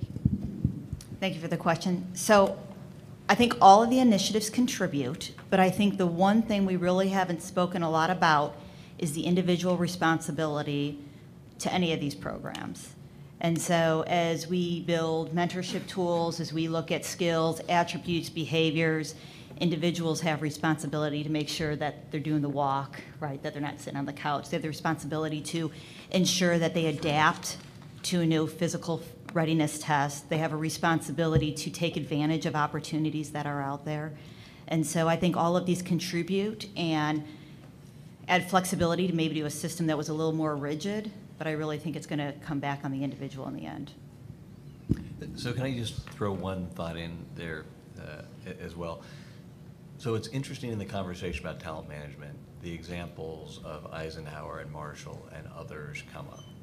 And I just think it's important for us to recognize that that is a subset of the larger field of talent management. And so part of it is to find those people and uniquely manage them as they go up. But it's also, it's really important that the message gets out that talent management is not about just the top 5% of any cohort. It's actually how everybody contributes in the maximal way to contribute to the Army. And that's, so often people come up to me and say, well, talent management, you're dealing with the top 1%. It's not. It's much, much more than that, because it's the belief, it's the knowledge that everybody has something to contribute, and get them in that position where they can actually contribute is going to make the Army better, not just getting the future Eisenhower in as the Chief of Staff or as the SAC-Europe. Great point. Sir, over to you. Good afternoon. Paul Fort. I'm CEO of LTC Partners. We are a federal government contracting firm that specializes in administration for federal and military programs, benefits administration. My question is this. It's cultural, and I don't know that we've really talked about that too much, although we touched upon it when we were speaking about diversity. But in his 2015 book called The Return of Marco Polo's World, Robert Kaplan talks about the inevitable shift in power from the Atlantic corridor over into Central Asia, based largely or driven largely by demographic and economic forces.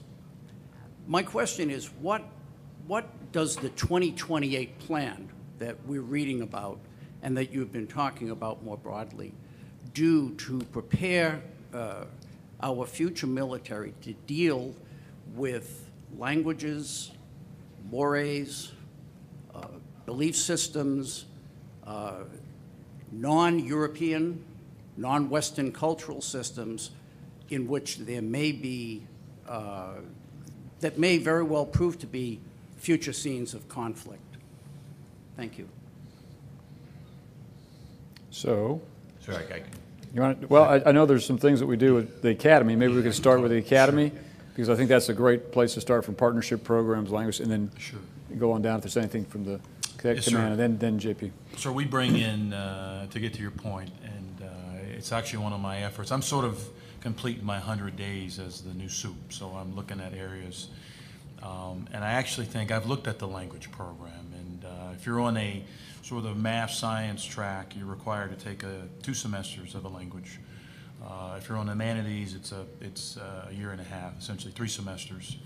I'm looking at it, it's still very novel for me in terms of what I'm going to do about it, but I think it's very, very important that the more you understand another culture, everything you just talked about, the mores, the language is very, very significant. So, currently our program is, we have enrichment programs. They're called AIADs, Academic Individual Development Programs. So they go out and they interface and they spend time in other countries.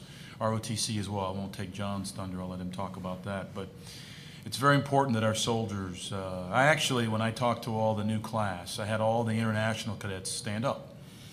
And I said, I talked to the Americans in the room and said, look, these cadets that are here are going to be the future chiefs, chairmen of their countries. That's why they're here. They wouldn't be sending folks who weren't qualified. So get to know them. It's an opportunity to work downstream with and cultivate the relationships that we're going to need in the future.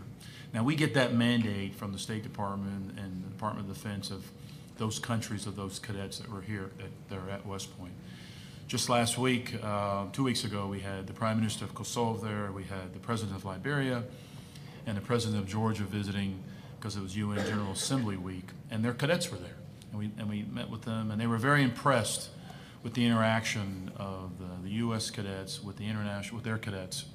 So it's fundamentally a part of our program, not only from an interaction piece, but from a language and a study, and they can study the different aspects of from a historical standpoint, or it can be a major that they can take as well. So very, very significant and important to an outcome that we're looking for at the Academy. John?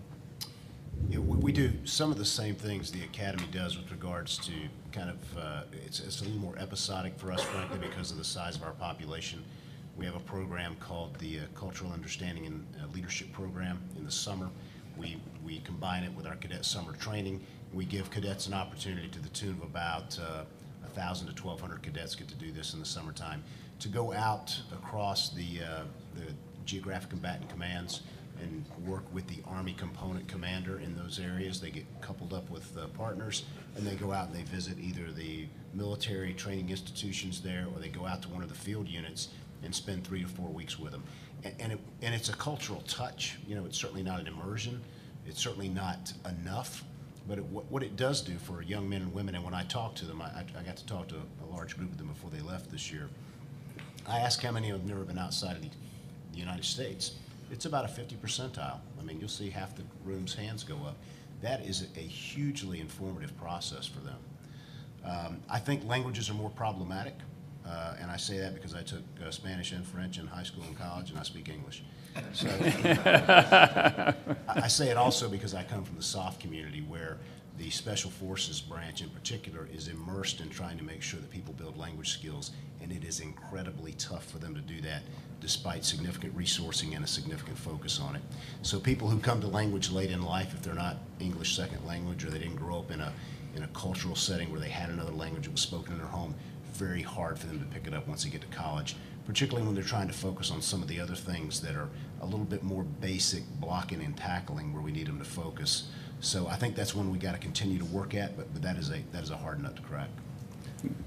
So I would argue that General Evans and General Williams were looking at how we're bringing people into the officer corps and how we're developing officers, you know, as through that sort of crucible process of making them. But I'll approach it from a different angle. So, you know, imagine war in 2030, where we can't predict what that is going to mean. But what you would need to have is a personnel system that is managed, you know, a talent management system that is actually developed within the Army Officer Corps, a broad set of skills that we have knowledge of, and then can task, organize, and tailor to the crisis and the mission and the operation that is going to come up.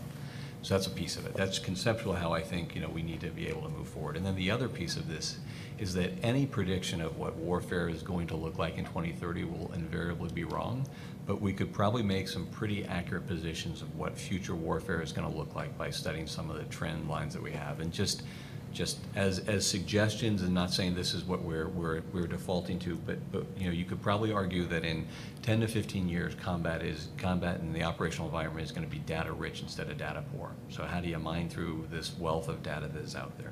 You're going to have to rely upon a team of experts that are very knowledgeable in these niche technologies that are becoming more and more impactful for how we conduct operations.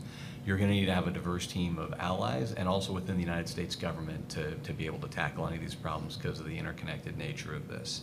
You're going to need to be able to be a good strategic communicator, and you're going to have to be able to operate greatly decentralized, almost mission command squared from what we're doing right now, as operations becoming, you know, as more and more of the Earth is continually mapped by overhead, you know, satellites on an almost hourly basis in probably a decade or so.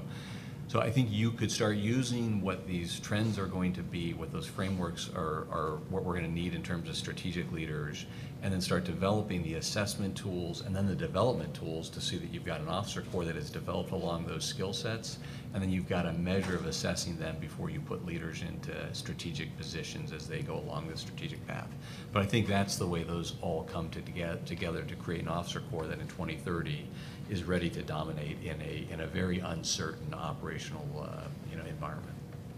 Can I just add, sir, one thing? You want to go first, sir? Yeah, so I'd just like to comment on that. The personnel community for some time now and currently, we do send officers for intermediate level education, CGSC equivalent to our international partner school, and we do it at the strategic leader level for senior service college. And it's a great point you make. And so when we do this talent management assessment, do we need to calibrate that a little bit in terms of where we have people? And I know Greg will jump on this, but I think I talked earlier about IPSA, one personnel database of record. We are not as rigorous as we used to be in defense language assessment battery. We don't do that on initial like we used to do to see who has a propensity or a skill for language. I think IPSA will give that to us because inside of IPSA, and even inside of AIM right now that we have, officers can self-identify because they're allowed to fill out a resume. And and General Williams talked about it earlier about the diversity of our Army. And there are many people that speak multiple languages. We just can't take advantage of that right now because we can't see it all. But I think the AIM is a great start because we can allow officers to fill out resume and many self-identify in terms of speaking multiple languages fluently. Super. Sure. Thank you. Go ahead, Jay. Go ahead. I would just add that, so experiences matter, right? I mean, I don't, from my perspective, experiences really matter, but we don't necessarily capture experiences very well right now. But IPSA is going to allow us to do that, and it can shape to what types of experiences really matter for us. And I think that's where this is a growth and a flexible tool that will allow us to do that. So if you're having experiences before you come in the military at USMA and ROTC and other places that matter, that we define that matter, we'll be able to track those into the future, let alone what you're doing currently in operational assignments today. So for instance, we don't necessarily track who goes to an NTC rotation or when they went to an NTC rotation, but you can in the future by simply updating duty status in IPSA. I know that you were an S3 in a battalion and you went for 2 weeks, because your duty status said so.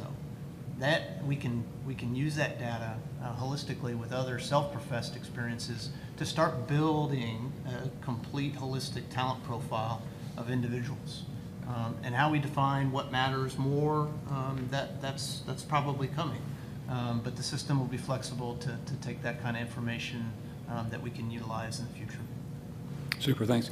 So we have about 15 minutes left, and it's great because I actually have about 15 questions that we're not going to get to, unfortunately. So I apologize if we don't get to your question, but that's really good. So I really appreciate the people that walked up to the microphones and also the additional questions. So let me just advise the panel now that in the last 5 minutes, I'm going to ask you one question and get your opinion on it. And that question is basically going to be, if you look, and you can think about this, and I'm going to come back to an audience question, but if you think about this at the end, what I'd like you to talk about, if you could, is what would be the one significant change during your watch that you would like to see the Army make with regards to this subject? And we'll come back to that, and I'll give you all about a minute to give a response to that as we get ready to close out. So I'll go back to an audience question. And so with talent management being conducted at HRC for assignments, is there any plan to incorporate help from the proponent to assist with particularly enlisted career management? Question one. Second part, which ties to that pretty closely, is with what happens within the strength management process when it gets at odds with talent management, the old vacant billet versus the good fit discussion? So it's great question. So the answer to that is, yes. Okay, now I'm not going to let you fly on that. Okay, now come on now. I got this. That is not a good. Come on. Yes, come on. So come on. Give me some help here. Between really, so I think you're familiar with the active component manning guidance when you're talking about the strength there. So the active component manning guidance is really is how we fill units for readiness and lethality. And there is some tension in that when you're talking about growing an Army, and you've heard from senior leaders what we're trying to get to in terms of, 500,000 or whatever that is, right? So at the end of the day, you try to balance that with an officer's preference. And I can tell you, most of the times, assignment officers are faced with, more requirements than they have the kind of person that they need to put somewhere. There's always that tension. So you try to balance the two, but at the end of the day, it's active component manning guidance. And what I talked to you about AIM in terms of preference and transparency and putting all the requirements there, I think that's really important, because sometimes if the officer can't see what you're trying to manage, then they think that, you're just slamming me into a requirement. So I'm all about transparency. Put all the requirements in the market, and you get the units involved with what they need to define in terms of the talent they need for that requirement, and they can interact with the individuals and really define what they need. But at the end of the day, it is about meeting the Army requirements. And those Army requirements, the guiding principle is the active component manning guidance. Because at the end of the day, that is what is going to increase readiness, and that's what's going to increase lethality. What was the second part of the question? So is there you receive any help during this process from the proponents? For the enlisted, it's particularly enlisted. 600-25. For the officers, it's 600-3. That's really by branch and by MOS. That tells you your career timeline. We get plenty of input on the officer side with proponents, and they have board of directors for the branches. For the enlisted, we get the same kind of feedback. The Sergeant Major of the Army holds a Senior Army Council. We get feedback then. Command Sergeant Major Jefferson, I don't know if he's here, but he interacts with them, and we get feedback. So, yes, and, so what you have to understand about HRC, we operationalize personal doctrine or personal policy. We don't necessarily create it, right? So if the proponents feel like 600-25, something needs to change about that because something in the field is operationally different, then we can deviate from that, because that's policy. We just got a new national defense strategy.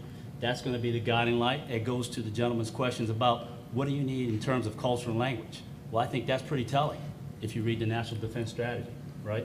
And so we are more flexible than you think, but I would invite anyone here on any given day to come down and observe the requirements process versus the distributable inventory talent process. Super, thanks. Okay, so what I'm going to do is just a quick summary here, then I'm going to go back to you. I'm going to start with Greg at your end, your one significant thing you want to see on your watch to close it out. And so, as we've heard a great panel here today, and you look at from the different levels, and if you started with the Secretariat level, the policies, the legislation, the interest from the Hill, the Secretary's Defense National Security Guides, all those things coming down into building the force for the officer corps that starts, as you know, the class to enter today is the future class. It's the colonels 30 years from now. I mean, think about that, how hard that task is. And going down into high schools to the ROTC level and influencing America with over 1,800 programs throughout the globe. That's a pretty daunting task, but it's influencing America for the future. And then you look at how Jason has to execute the day-to-day guidance, not just the manning, but what I call the current fight. How do you get ready for things in the next 12 to 18 months? And then from General Lechner's point about a joint command where they have, and have military and civilian that came up, but also her comments about what she's seen personally about her vision for the future when it applies back to her particular experiences. And then you look down into the future with the JP's talking about how we look at talent management, or what does it mean to the future, and then combining it all together with what Greg's doing on data. And what does that data mean? There's a great question here, I'm sorry we didn't get to it, about so you got all this data, now what are you going to do with it? That's big organizations tend to gather a lot of data and it sits on shelves, but he's doing all that work with those 25 blocks. So just look at that thread that goes across this organization. And this is a great panel, we've been very blessed by it. So to help us close it out, starting down with Greg, so what's the one thing you want to see, significant thing you'd like to see done on your watch, whether you have control of it or not, isn't the question. It's what do you want to see accomplished? So this one's easy. We're going to put IPSA to the audience. To the audience. Put IPSA into play. So it's been a long time coming. We're about ready for Release 2 to be on the street, and then Release 3 is coming shortly after. We're going to put it into play in 20. So we're going to do that on my watch, sir. Super. Thanks. All right, good. So sort of the one thing I would highlight, and I'm going to say this, and it's a little bit of a statement of the obvious, but it's a fairly big concept, and that is, we talk about assessments, and say, it's an APFD, but all of these assessments drive behaviors. And so to me, I think where we have, a great opportunity to really drive some positive change is the use of assessments to drive positive behaviors amongst our officer corps. And to me, that's the piece. If we set up these assessment models to measure and to encourage these positive behaviors, the great effect that could have on our Army is, I think, really interesting to me. Good comment. Okay. General Elector. For me, so when I worked at HRC, there weren't a lot of exceptions to the rules. It was the rule. And I think what I heard you say today, General McGee, is that we're looking at, there are exceptions to the rules, and if it takes care of the talent, we will exercise them. So for me, I think what I'd like to see is that personal setbacks, whether it be illness, divorce, something going on personal in somebody's life that might set them back, it doesn't have to professionally end your career in the Army. And so that's what I'd like to see happen. Super. Jason. So they're giving all the tasks for the HRC crew. You notice that, right? ETPs every day. And so this is my 4th time at HRC, and so I will tell you, we are not where we were at 10 years ago. We're not. But the biggest thing is really the excitement of what we're going to do with DOTMA and ROTMA.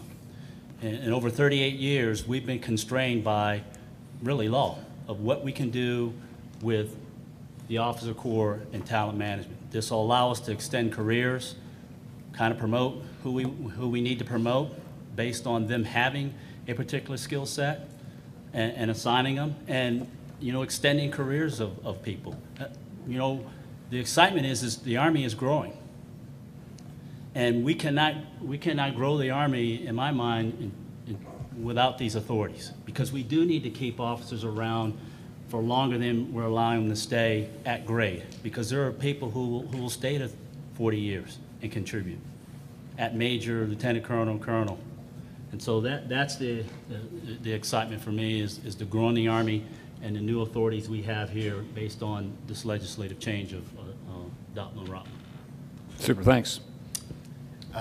Staying in my lane for officer sessions, I would say the #1 thing I'd like to see us do is continue to invest in a Department of the Army branching model that best optimizes cadet preference with Army requirements. And I say that, and I think the soup will back me up here, because the #1 thing any senior wants to know is, hey, what am I going to branch? And so most of them are going to get the branch of their preference. Some of them will not. And what I try to tell them when they become a little disenfranchised about not getting what they wanted is, we aligned you where the Army needs your talent, and you need to remember that all soldiers deserve to be well led. Super. Yeah, to pull on that thread, John's got exactly right, staying in my lane. The 972 cadets that became lieutenants last year out of West Point, the hope would be that that this program, that all the efforts that folks talked about, would optimize the right athletes, so that when they're standing in front of their platoon of young men and women about the LD, it's the right athlete at the right time who's going to take care of our sons and daughters. So it's about optimization of all of this is really what I would hope that we could get to in the future years. Sir, closing. Boy, I hate being the last one. I'll say some of the annoying. But I would say, once we get this human capital big data piece correct, it will tie all of this right here together. And we'll have the ability to know when, where, and how to put the right person in the right job at the right time. That's where I want to get you. Super. So how about a round of applause for our panel here?